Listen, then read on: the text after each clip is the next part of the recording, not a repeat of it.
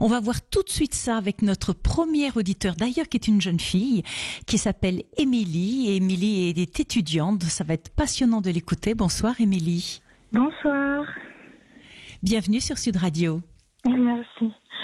C'est très gentil d'être avec nous Émilie. Alors, je crois que vous êtes une personne ultra sensible. Est-ce que vous pouvez nous dire justement comment ça s'exprime dans votre vie ? Bien, par exemple, donc comme vous l'expliquiez tout à l'heure, les émotions que je vais ressentir, des fois, je peux les ressentir de manière extrêmement forte. Donc, ça peut être de la joie, de la colère, de la honte, de la frustration. Et des fois, je les ressens de manière tellement forte, j'ai l'impression qu'elles débordent en quelque sorte de mon corps. Et j'ai besoin d'extérioriser ce trop-plein d'émotions et ça va se traduire par des larmes. Et du coup, je me retrouve à pleurer très souvent dans des situations qui, pour les gens qui ne sont pas hypersensibles, n'auraient pas lieu. Vont trouver ça exagéré par rapport à la situation, en quelque sorte. C'est ça. Et par exemple, si on veut m'offrir quelque chose qui me fait énormément plaisir, je vais me mettre à pleurer, ou quand je suis en colère après quelqu'un, je vais me mettre à pleurer.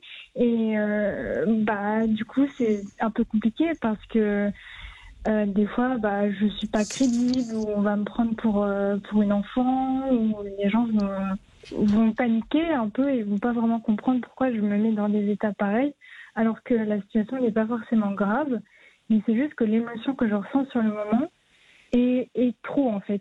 Elle est beaucoup trop intense. Et je vais de l'extérioriser de cette façon. Et ça peut aussi se traduire, par exemple, si je me retrouve dans un environnement, dans une pièce où je sens qu'il y a des tensions entre des personnes, même si c'est pas envers moi, je vais vraiment sentir ces tensions-là.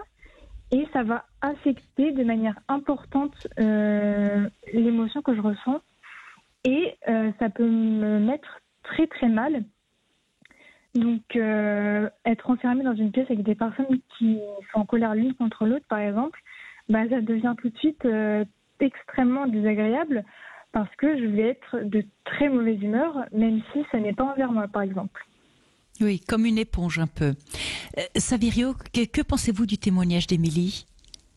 Émilie, bonsoir et merci. C'est un très beau témoignage. Vous dites tellement de choses qui correspondent à la grande majorité des ultrasensibles. C'est formidable que vous ayez pu nous expliquer tout ça tellement bien. Et effectivement, ces émotions fortes qui débordent, eh bien moi je trouve que c'est très bien de pleurer.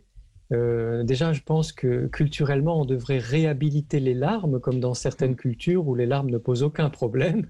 On peut pleurer autant qu'on veut, même en poussant des cris si on veut. C'est très bien pour le système nerveux parce que ça permet d'avoir une décharge. Et vous parlez de trop-plein. Ce trop-plein, nous, on l'appelle la charge affective. Et la charge affective, c'est tout cet ensemble d'émotions, de sensations, de sentiments. Et de temps en temps, on a besoin que ce soit régulé par une décharge. Et les pleurs sont le meilleur moyen de décharger le trop-plein. Donc c'est important que celles et ceux qui nous écoutent, vous compreniez, vous fassiez comprendre à votre entourage que plus on pleure, mieux c'est pour soi, pour son équilibre émotionnel, psychique et sa santé physique aussi. Et effectivement, on ne pleure pas seulement quand on est triste, on peut pleurer de joie, on peut pleurer de colère, on peut pleurer de peur, etc. parce que c'est une réaction d'évacuation du stress émotionnel. Donc c'est très bien, continuez à pleurer. Et si on vous dit que vous exagérez, dites au contraire, expliquez-leur que c'est un signe de bonne santé, parce que quand on ne pleure pas, on retient tout ça, ou qu'on ne l'exprime pas avec des mots, on retient tout ça en soi et ça n'est pas bon. Donc surtout, continuez. Et je suis très touché aussi par la façon dont vous expliquez que vous sentez les tensions dans un groupe, parce que ça, c'est encore plus difficile à faire comprendre, à expliquer qu'effectivement, quand nous entrons dans une pièce, que ce soit en allant au travail, au restaurant, en famille ou ailleurs, on peut tout de suite sentir quelle est l'ambiance du lieu dans lequel on entre et si c'est une ambiance qui va être favorable pour nous ou pas. Et parfois, les tensions, même si elles ne sont pas dites, sont tellement fortes qu'on a envie de partir parce que c'est insupportable. Et ça, je ne sais pas si c'est un sixième sens, mais en tout cas, c'est vraiment caractéristique de tous les ultrasensibles. Ça vous parle, Émilie? Ah oui, totalement. Donc, ouais. Ce qui est difficile, Saverio, c'est de se retrouver dans un environnement qui ne comprend pas ça ou qui en rigole. Vous voyez, pour l'ultrasensible, c'est se sentir incompris et non respecté dans l'expression de ce trop-plein dont parle si bien Émilie. Oui, alors je suis tout à fait d'accord et merci vraiment de poser cette question parce que moi je commence à parler depuis 2-3 ans d'une révolution sensible.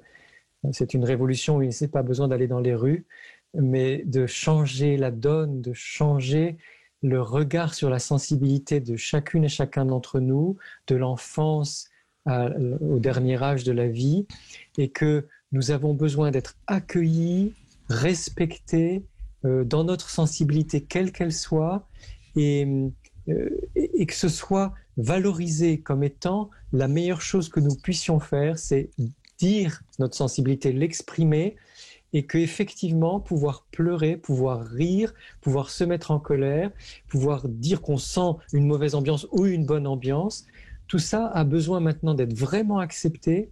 Je pense que c'est le monde, celui qu'on appelle le monde d'après, là, hein, celui qui commence maintenant en fait, Oui. et qu'on a besoin de construire.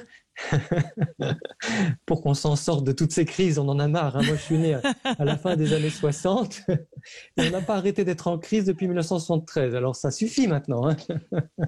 C'est vrai, vous avez raison. Et justement, on a besoin de réaccueillir complètement la sensibilité parce qu'elle va nous apporter toutes les clés.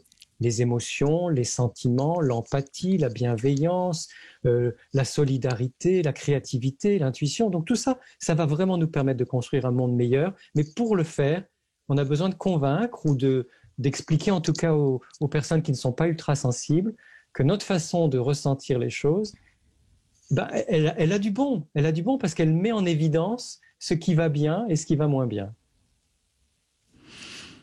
Avez-vous des questions, Émilie, que vous aimeriez poser à Saverio? Oui, j'en avais une. Par exemple, moi, ce que j'ai entrepris depuis un peu moins d'un an maintenant pour apprendre à gérer mes émotions, c'est de méditer. Donc ça m'a beaucoup aidée. Et c'est vrai que quand j'ai une crise de larmes, entre guillemets, j'arrive à me calmer beaucoup plus rapidement qu'avant. Oui. Mais est-ce que vous auriez peut-être d'autres conseils ou d'autres méthodes qui permettraient de mieux gérer ou mieux appréhender des potentielles émotions qui pourraient être fortes? Oui, c'est une question importante que se posent beaucoup de personnes très sensibles. Alors déjà, merci parce que vous avez dit appréhender mes émotions. Je préfère ça parce que je trouve que, bon, bien sûr, on le dit, ça encore c'est dans le langage commun, mais gérer, c'est pas tellement le verbe, l'action juste, vous voyez, par rapport à nos émotions. En fait, je vais vous expliquer parce que c'est très important pour vous et pour toutes les personnes qui nous écoutent. L'émotion, c'est une messagère. Elle ne vient pas par hasard.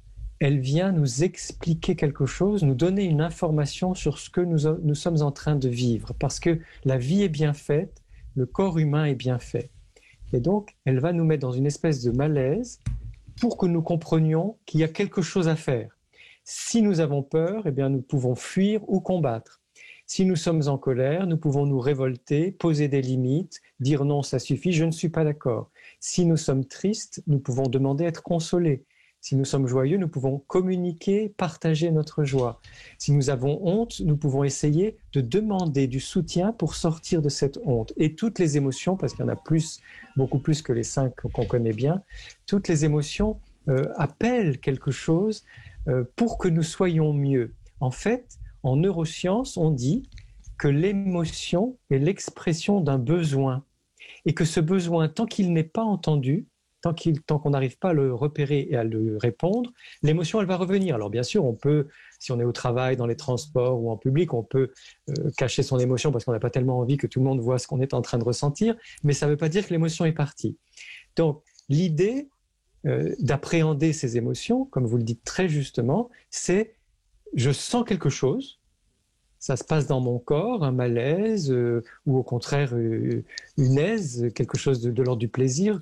Et qu'est-ce qui se passe? Donc je prends le temps, je peux même fermer un peu les yeux, je prends le temps d'écouter ce qui se passe pour moi, d'entendre ce que l'émotion veut me dire, même si c'est pas très clair forcément.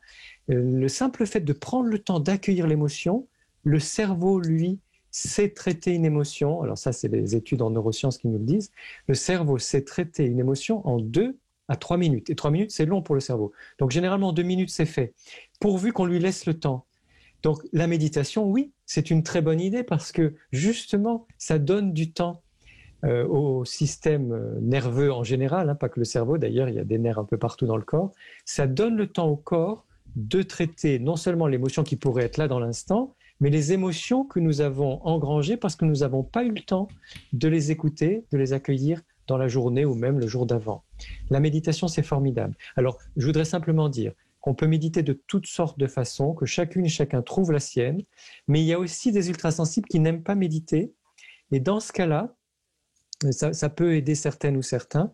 Vous pouvez danser. Alors, on peut danser sans musique si on n'a pas le temps de mettre de la musique. On fait des mouvements comme on veut, en chantonnant ou en chantant à tue-tête comme on veut.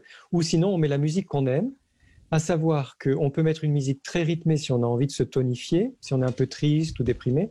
Mais que si c'est le contraire, on est en colère ou on a peur ou on est surexcité, à ce moment-là, on essaye plutôt de choisir un slow ou une musique calme. Ou quelque chose de calme, oui. Ouais. Et si on est seul, c'est pas grave, on danse sur le rythme et on essaye de donner au corps la possibilité d'exprimer tout ce qu'il a engrangé.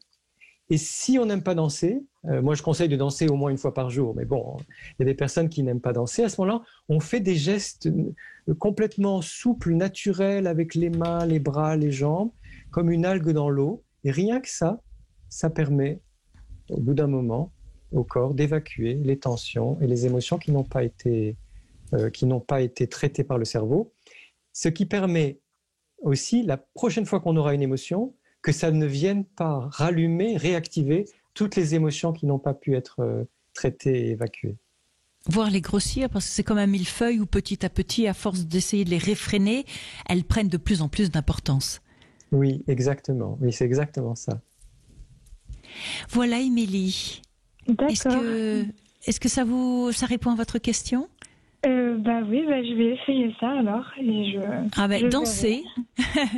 Essayez la danse, essayez sur la musique qui collera à votre